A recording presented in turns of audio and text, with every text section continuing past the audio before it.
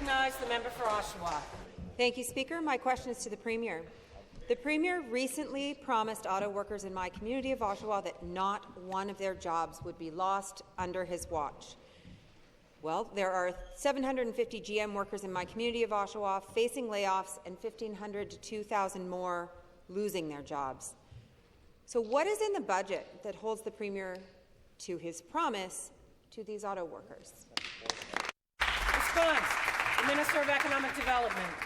Well, thank you very much, Speaker, and thank you for the question. We have said many, many times here that we have worked hard in the last 7 years to turn the auto sector around. It was headed over a cliff just like Australia was. Australia decided to go off the cliff and get out of auto completely.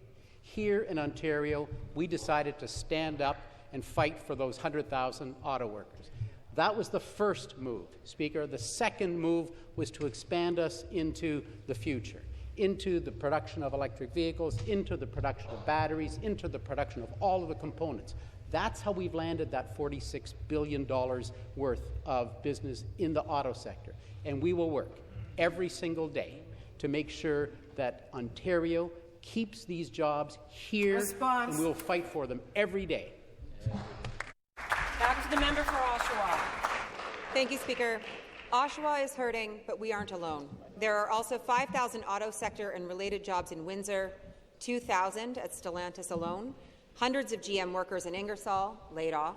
It's 1,000 promised jobs in Alliston gone just like that. How many more will there be as Honda shifts production to the U.S.? We don't know. It's also auto jobs in Brampton and Niagara. So my question is, what real, tangible measures are the Premier and this government taking that will ensure that not one more auto job is lost?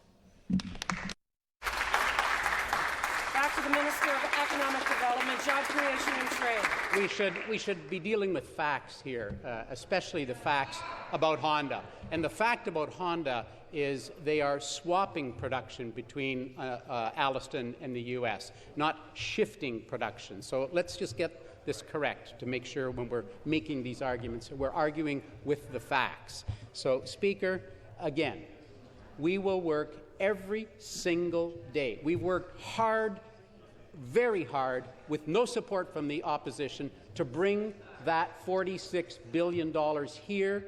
Look, we are in an economic war with the United States, and we are fighting that war every single day. We are fighting to reduce the auto tariffs to zero. We've made great headway on the files that we have. We're not where we need to be yet, but we will continue. Response? We will continue that fight in Washington every single day until every one of these jobs is settled.